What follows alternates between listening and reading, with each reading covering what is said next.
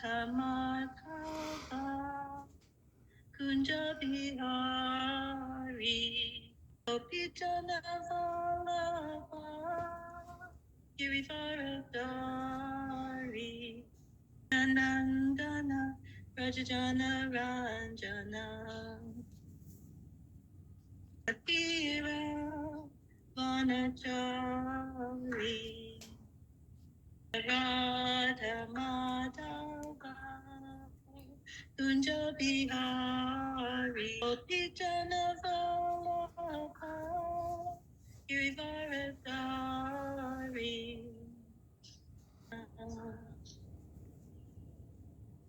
Natira Vanachari Radha Madhava Kunja Bihari Opitana Vallabha Girivaradari Nandana Rajana Ranjana Natira Vanachari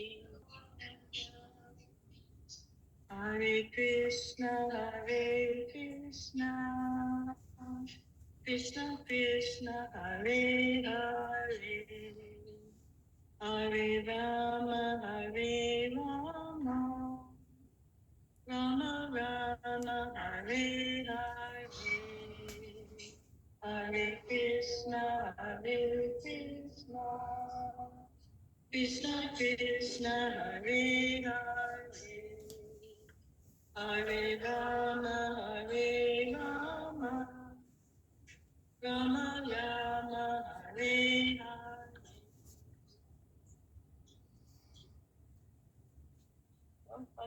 Om Namo Bhāgavate Vasudevaya.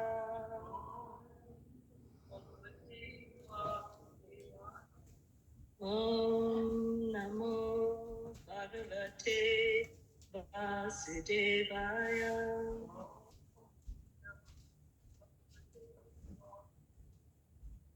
Om Namo Bhāgavate Vasudevaya.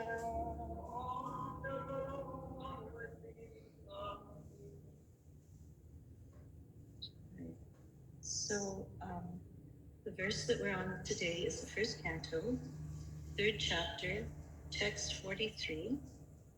And it's a famous verse, and such a beautiful verse. So don't want to crush those.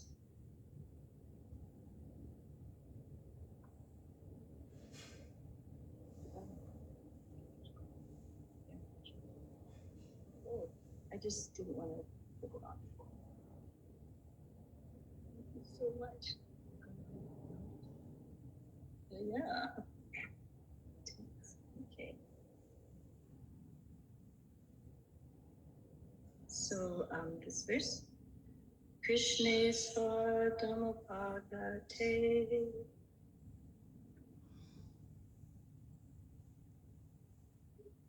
Text 43. 43. kṛṣṇe sva-dhāmopagate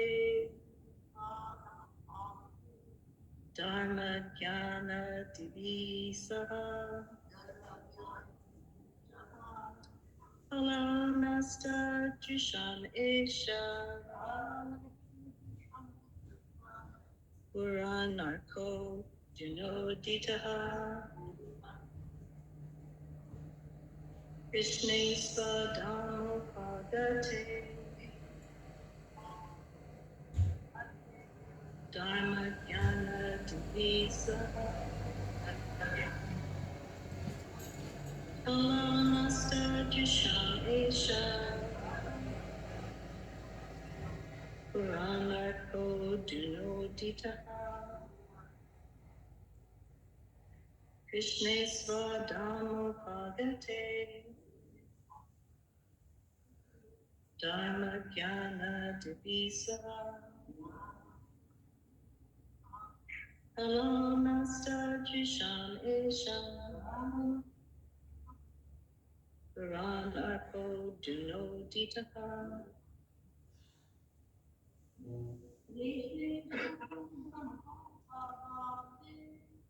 kṛṣṇe sva-dhāmopagate dharma-jñānādibhiḥ saha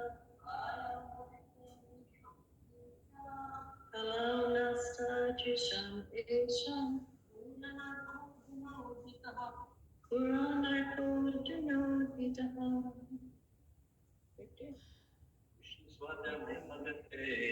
kṛṣṇe sva-dhāmopagate dharma-jñānādibhiḥ saha naṣṭa-dṛśām eṣaḥ purāṇārko dhunoditaḥ. kṛṣṇe sva-dhāmopagate dharma-jñānādibhiḥ saha naṣṭa-dṛśām eṣaḥ purāṇārko dhunoditaḥ. And anybody on Zoom, unmute yourself and chant the verse. kṛṣṇe sva-dhāmopagate dharma-jñānādibhiḥ saha naṣṭa-dṛśām eṣaḥ purāṇārko dhunoditaḥ. Thank you. Anyone else?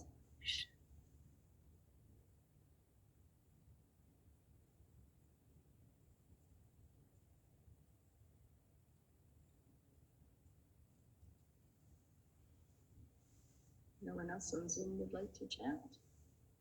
Okay. Thank you.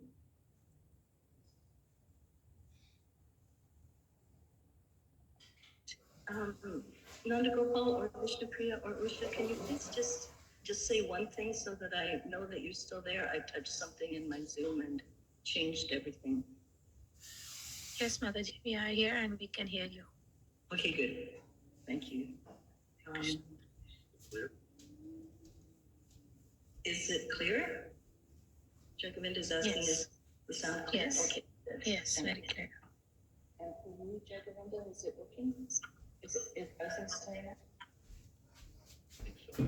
Okay, So here in the temple, anyway, okay. go somewhere else. We'll try to make it good for you.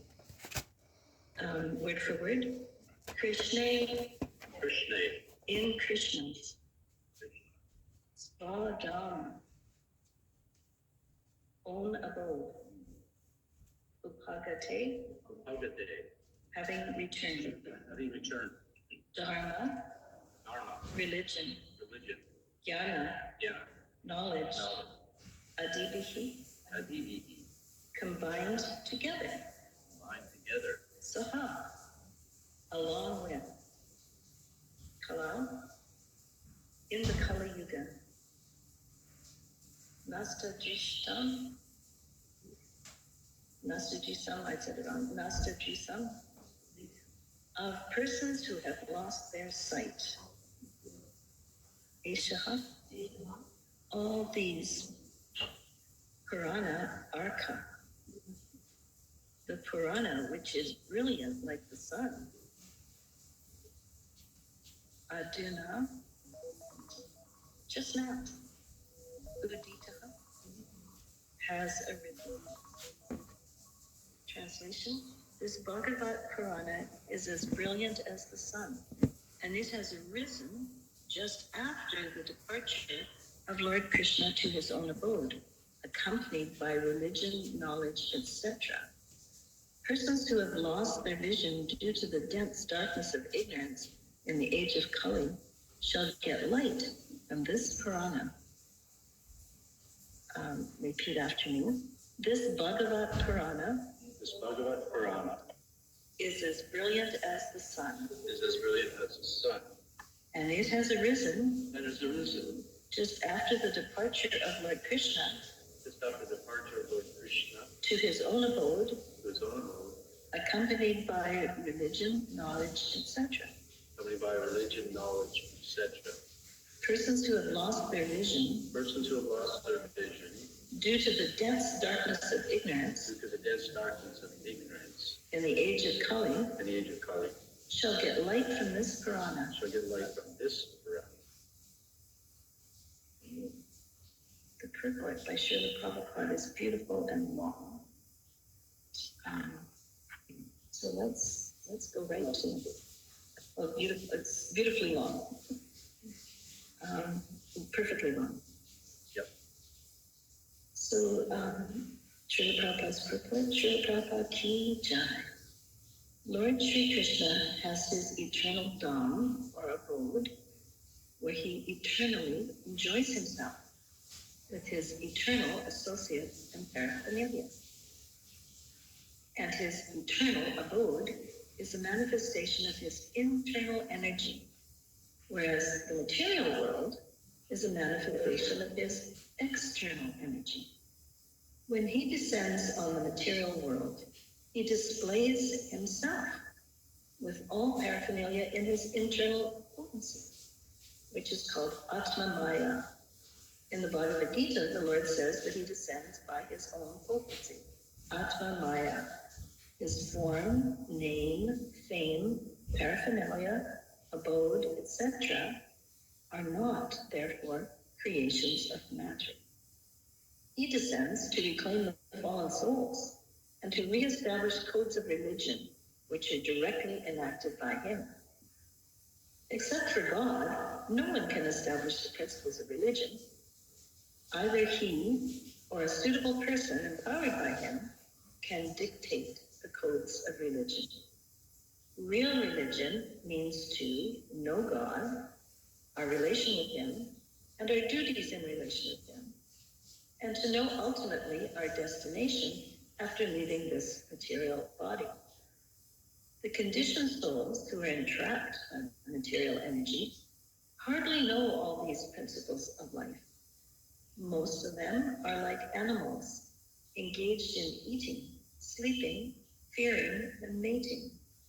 They are mostly engaged in sense enjoyment under the pretension of religiosity, knowledge, or salvation. They are still more blind in the present age of world, or Kali-yuga. In the Kali-yuga, the population is just a royal addition of the animals. They have nothing to do with spiritual knowledge or godly religious life. So blind that they cannot see anything beyond the jurisdiction of the subtle mind, intelligence, or ego. But they are very much proud of their advancement in knowledge, science, and material prosperity.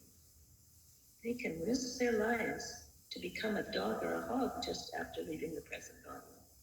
But they have completely lost sight of the ultimate aim of life. The personality of Godhead, Sri Krishna, appeared before us just a little prior to the beginning of Kali-yuga, and he returned to his eternal home practically at the commencement of Kali-yuga. While he was present, he exhibited everything by his different activities. He spoke the Bhagavad Gita specifically and eradicated all pretentious principles of religiosity. And prior to his departure from this material world, he empowered Sri Vyasadeva through Narada to compile the messages of the Srimad Bhagavatam. And thus, both the Bhagavad Gita and the Srimad Bhagavatam are like torchbearers for the blind people of this age. In other words, if men in this age of Kali want to see the real light of life, they must take to these two books only, and their aim of life will be fulfilled. Bhagavad Gita is the preliminary study of the Bhagavatam, and Srimad Bhagavatam is the summum bonum of life, Lord Sri Krishna personified. We must therefore accept Srimad Bhagavatam as the direct representation of Lord Krishna. One who can see Srimad Bhagavatam can also see Lord Sri Krishna in person They are identical. Srila Prabhupada ki jai. Om Jnana Timiranda Sanatana Shamatata. Chakshuni Tamim. That's my Shri Guru Namaha.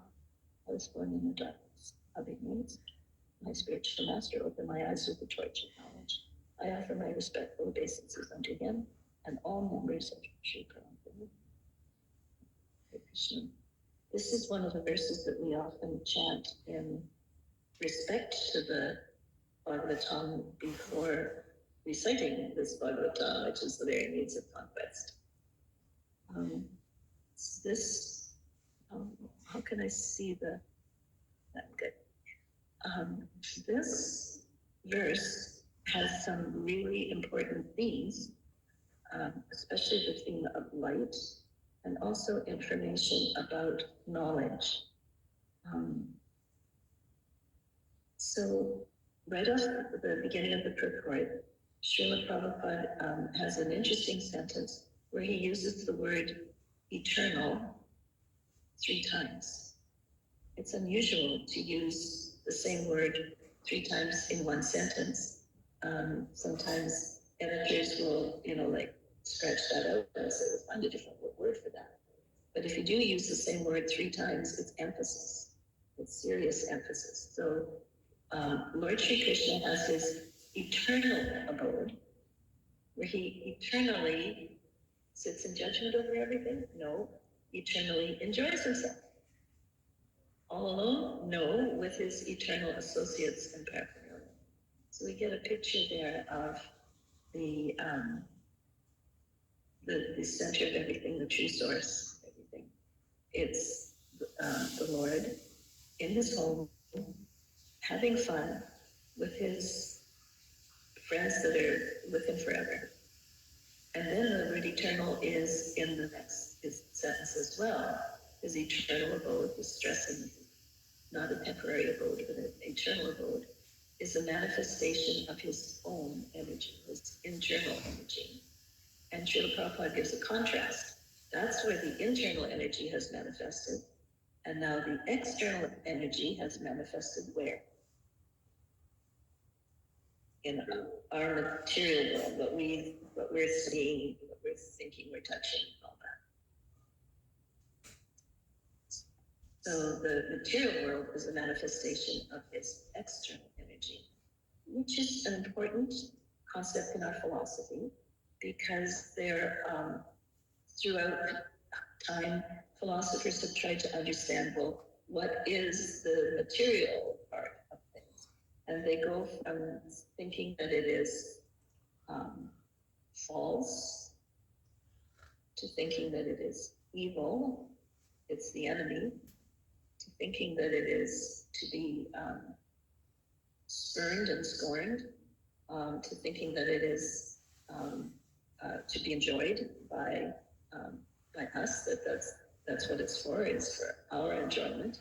So the problem of what is the material energy has exercised the minds of philosophers for quite some time. And one of the things about the material world is that it's not eternal in its present manifestation. The energy is eternal, but the manifestation is corruptible, comes and goes. As soon as something is born, it starts dying. As soon as something is made, it starts decaying. So there's nothing eternal about the manifestation of this particular energy. And so that has really exercised the minds of philosophers since the beginning of thinking. Now, we have the explanation from the mouth of Kṛṣṇa himself to Arjuna, and emphasized here by Srila Prabhupada, that the material energy is Krishna's divine energy. It's one of his energies. So that would help a lot in understanding the problem of what to think about material energies or material nature. It's also Krishna's divine energy. So there would be no thought of disparaging it, no thought of thinking it doesn't exist, no thought of thinking it is an illusion, no thought of thinking that it's evil and out to get us. no thought of thinking that it's ours to enjoy. When we understand that it is Krishna's divine energy in the external aspect of this energy, then then we can be rightly situated in our understanding of our relationship with this energy of Krishna's. The illusion is that we are going to enjoy it. The energy itself isn't an illusion, but there's a big illusion going on if we think that we fit here, that it's here for us to enjoy. So there is an aspect of illusion, but it's us who are illusioned. So then this verse has also explained to us that when Lord Kṛṣṇa was on his way back to his own abode from visiting our planet way back then, he did take religion and knowledge with him. And the sages, that's one of their questions is, what are we going to do now that Kṛṣṇa has left and religion and knowledge have left with him? What's there for us? So Srila Prabhupada explains that this is what we have now that Kṛṣṇa has left for his own abode. The Bhāgavata Purāṇa, Srimad Bhagavatam, is available to us for that purpose, to get light and understand. So the issue of the material world is discussed in length in the purport, and then the reason for which Kṛṣṇa would bother to spend time in his external energy. Bhagavad Gita, of course, explains, to annihilate the miscreants, etc. And this purport is, he descends to reclaim the fallen souls and to reestablish codes of religion. Which are directly enacted by him. So his own codes of religion. So it'd be pretty good to get the creator, owner, proprietor, top boss to explain what he would like us to do in terms of codes of religion. That is a real gift. Then we don't have to guess or make it up or possibly get it wrong or possibly offend him. If he gives the codes of religion, then that's the one to follow. And the Srila Prabhupada says in the purport, except for God, no one can establish the principles of religion. You can make up lots of stuff, but it wouldn't really be the principles of religion.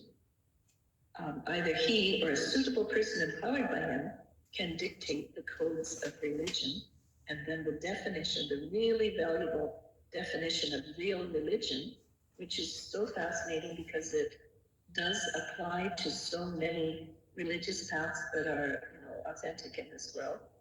Real religion means to know God, to know our relationship with him, and to know our duties in relation with him.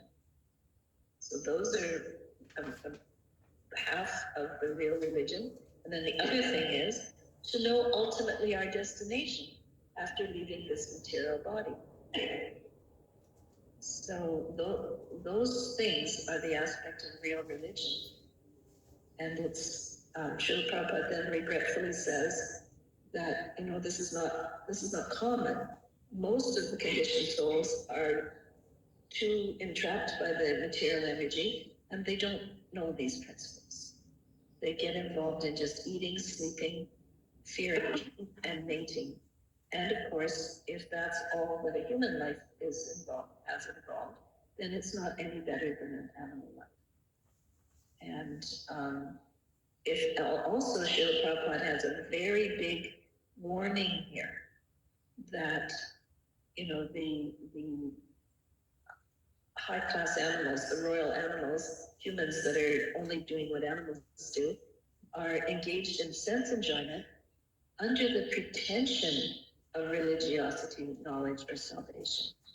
It's not unknown for someone who's extremely interested in sense gratification to notice that there is scope in religiosity to make benefit from for oneself to get, in a self-centered way, to use religion as a way to get sense enjoyment.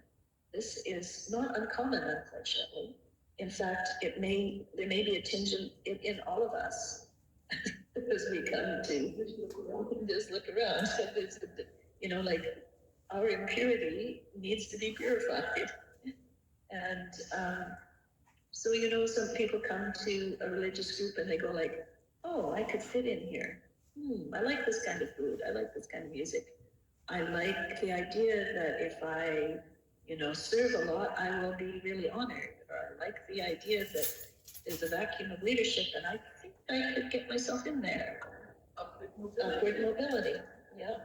This is, unfortunately, our human propensities to cheat, make mistakes, all those things are still in force even as we join a spiritual group. So there's still a lot of work to do after finding a spiritual group that we agree with the philosophy and are willing to try the practices of. It's said that when we chant the Maha Mantra, we are nourishing so much, but we're also could be nourishing some weeds. So along at the same time as watering our devotional creeper, we need to be doing some weeding.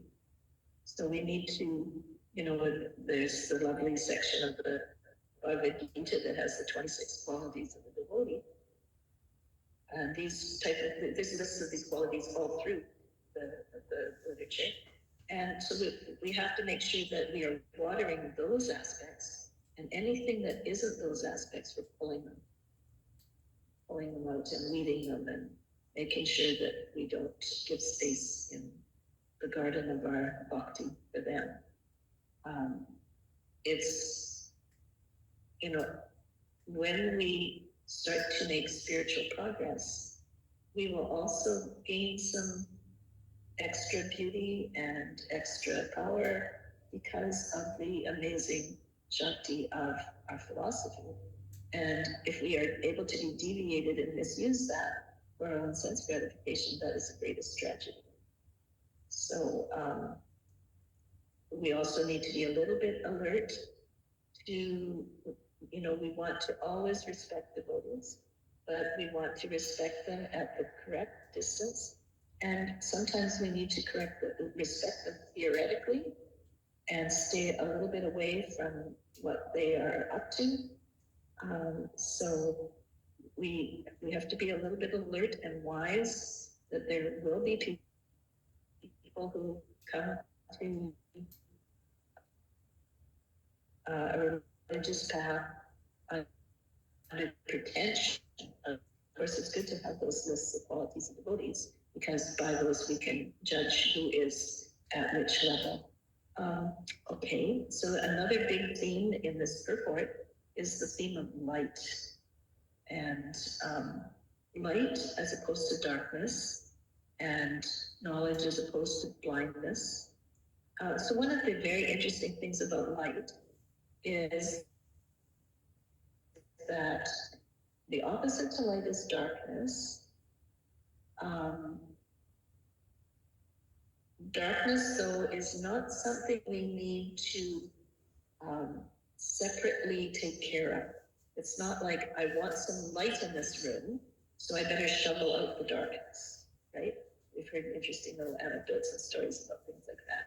So I'm coming into this dark room, so to make it light, I should shovel out the darkness, or I should find some tool that's able to vacuum out darkness. How do I get rid of the darkness? Turn on the light, and the darkness by itself goes away. So that's a very fascinating aspect of light and darkness.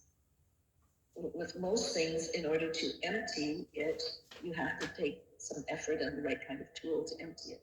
With a room full of darkness, to empty it, all you need to do is turn on. And so it's been explained throughout, especially in today's verse, that when the light comes, then the darkness is just gone. We can get light from this purāṇa, this purāṇa is as brilliant as the sun. We don't even look directly at the sun, right? It's too brilliant. We get little holes in our vision if we look directly at the sun. So this is as brilliant as the sun, which is extremely brilliant. Okay, and there's an interesting statement that Srila Prabhupada also makes. People are very much proud of their advancement in knowledge, science, and material prosperity, and they risk their lives. Because one of the aspects that is the definition of religion is to know ultimately our destination after leaving this material body. And if we are aware of the factors that will influence our destination in the next life, or even if we're aware that there's a next life, then we can take steps to alleviate the risk. But if we don't even know that there is a next life, or that we think that, I've definitely thought and heard from other devotees, my next life is going to be better because, I've been a devotee and I must have pretty good karma because I do these Mother goodness things instead of these other bad habits. So it's okay if I have another material life. It's going to be even better than this one. But we don't know. We don't actually know that. We don't know what amazing circumstances allowed us to come to this knowledge. And we don't know what little bits of karma is in store for us. We don't know, what sorts of things we may have done or thought that could land us with a less wonderful life in the next life. We really should have the awareness of the risk. Srila Prabhupada talks about the risk of their lives.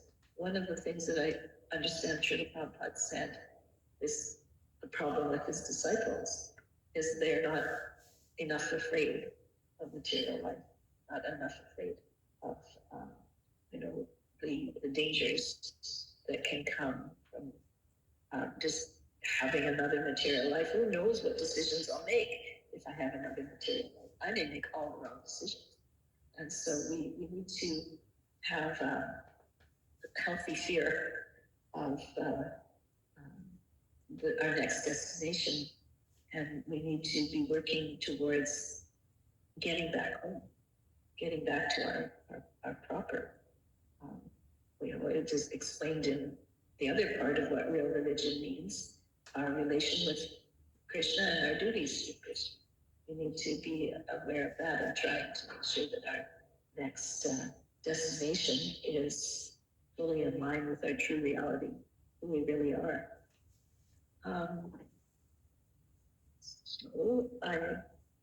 This purport also has a section about the beautiful Bhagavad Gita and Srimad Bhagavatam are torchbearers, and that's an echo of the beautiful Mongol chant that we chant, where my spiritual master opened my eyes with the torch of knowledge. So there's light available, and a torchbearer is someone that is able to have light and is willing to carry it and bring it to others and let it light the way.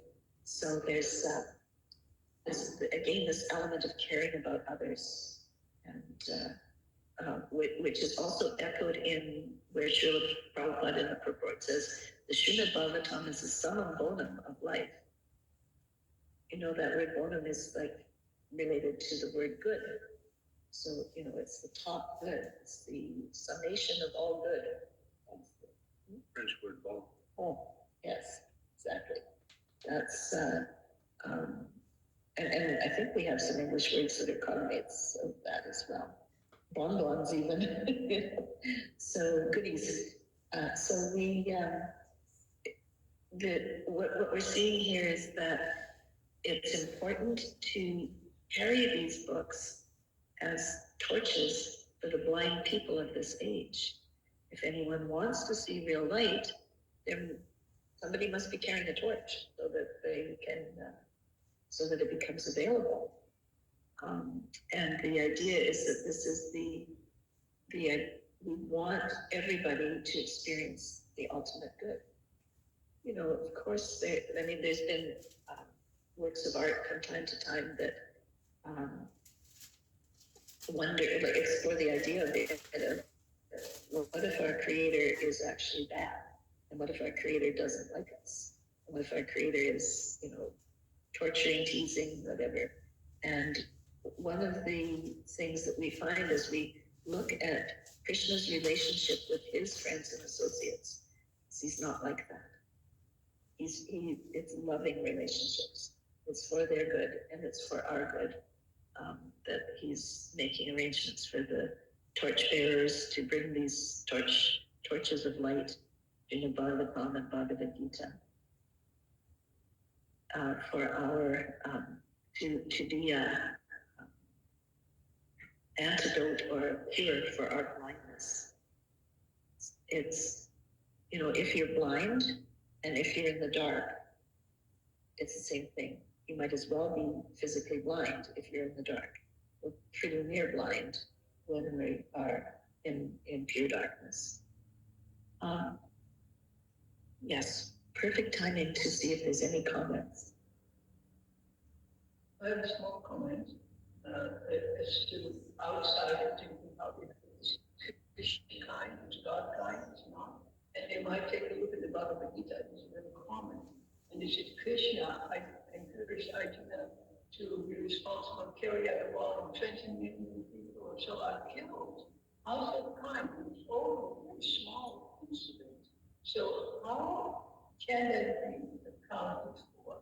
I'm not expecting it to be exactly by answer, but it's a challenge from the functional point of view. It is definitely a challenge, and it was a challenge for me because, I was, buying cooperative toys for my kids. I did not want them competing, or I would not buy guns for them, as toys. And it was kind of like, so what is this great big war, this ghastly conflict?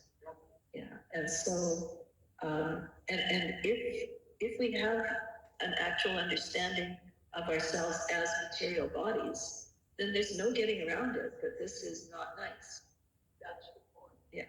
But if we understand who we really are, and if we understand and get information about the backstory of that particular conflict and all that, then we can see that actually it was an act of kindness to finish that. It's not an event in the spiritual world. Yeah, right. So that's a very good point. You have to understand who you are physically in that narrative. If you don't, it's not a good story. It's not a good story. I don't know, I remember one time we, in Winnipeg, we did the best ever drama of Lord Kṛṣṇa. It was the best I've ever seen. It was so cute and so wonderful. And one of our friends brought her aunt and her aunt's kids, and the aunt was aghast. This is so violent. This is so, I've lost that sensitivity. I definitely had it at first. I was looking at the picture of Lord Kṛṣṇa and the guts and everything. And I was like, what is this? But it's definitely an issue. And we need to understand and be able to explain it, because, even the picture of Mother Yashoda running after baby Damodar with a stick, even that is like, really? You do that? So some of this needs to be needs a prologue before being revealed. Many footnotes. Many footnotes. Yeah. They're all into war and protection and killing. This is what the main person. Only Lord does. Doesn't kill. Right. And he's, thank God, the current avatar.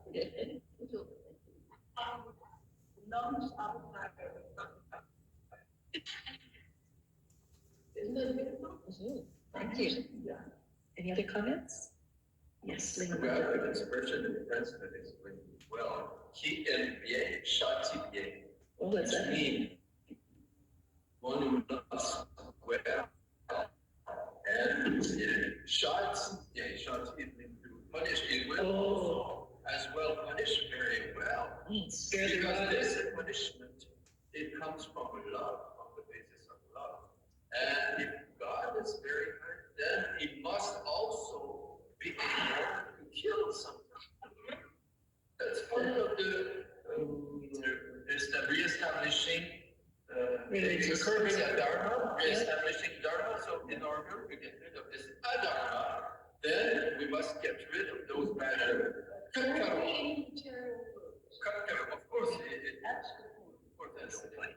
Well, because spiritual world, everything is beautiful, hunky-dory, lovey-dovey. Yes, hunky-dory. Yes, I don't know, Zoom, were you able to hear the comments? I don't want Zoom to talk yet, I was just wondering if I needed to hear you. You're able to hear, okay, excellent, okay, another comment. I have a few comments. Many comments. Taking little notes here and there on the different points that you brought up, with some references. The first one, where you say the term eternal is used 3 times, and the material world is it eternal? And that is substantiated in the Bhāgavata Purāṇa 9:10. Maya dakshena prapite suyito sancho. Etunena kopya jagata.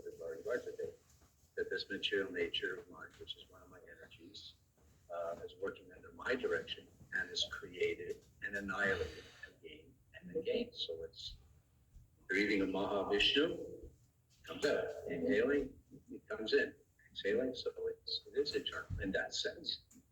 It changes form, but it always remains.